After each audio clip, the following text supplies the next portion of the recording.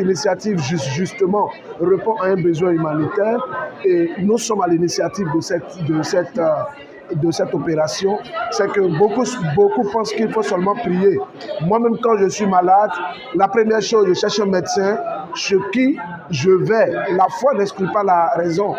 Il faut savoir que Dieu s'intéresse à l'homme dans sa totalité. Dieu ne s'intéresse pas à l'homme seulement dans sa dimension spirituelle, mais Dieu s'intéresse à l'homme tant dans sa santé physique, morale, que dans sa santé spirituelle. C'est l'occasion pour moi de remercier tous ces médecins, ces professionnels de la santé qui ont mis une pause à tout ce qu'ils ont à faire habituellement pour venir prêter main forte à cette opération-là.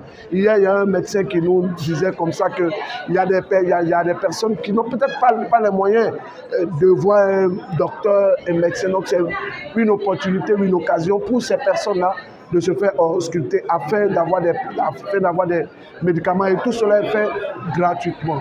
Parce que quand nous avons pris, on demande à ce que les médecins puissent certifier. C'est le médecin qui certifie une guérison. Et hier, comme ça, le docteur Sano nous disait que quand quelqu'un, par exemple, comme ça, souffre de tension, même si cette personne croit qu'elle est guérie, la logique souhaite qu'elle n'arrête pas son traitement. Donc c'est une sensibilisation. C'est vrai, il y a l'action de Dieu, il y a la puissance de Dieu qui se déploie, qui se manifeste au travers des charismes, mais en même temps, il y a la logique humaine qui souhaite que quand quelqu'un ne se porte pas bien, le premier réflexe de cette personne-là, c'est d'aller voir un professionnel de santé. Et je dis, quand moi je suis malade, je vais voir un médecin.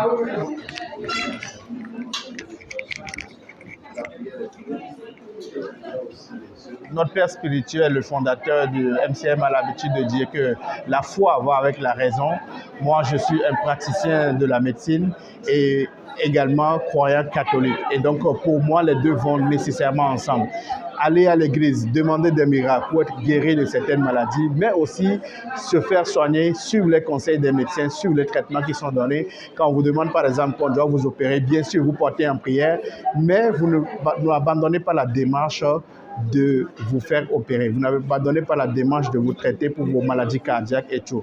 Dieu est souverain, il est miséricordieux, il donne à chacun selon sa bonté. Il peut donner à celui la guérison d'une maladie sans qu'il ne passe par les médicaments ou bien l'intervention chirurgicale, mais à l'autre, pour des raisons que lui seul connaît, il peut vouloir que cette personne passe par un traitement, passe par une opération chirurgicale, et c'est à travers ça qu'il va lui donner la libération et la délivrance. Donc, nous demandons aux populations de toujours prendre en compte les deux aspects, que ce soit le spirituel et le côté médical ou le côté humain de la chose. On reçoit tout le monde, des bébés jusqu'aux grandes personnes. Toutes les religions. Ah non, Jésus-Christ, il est venu pour tout le monde. Il n'est pas venu seulement pour les chrétiens ou bien seulement pour les catholiques.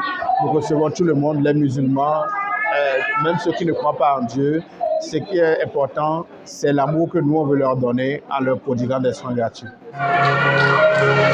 Touche, Seigneur! Je vais maintenant prier.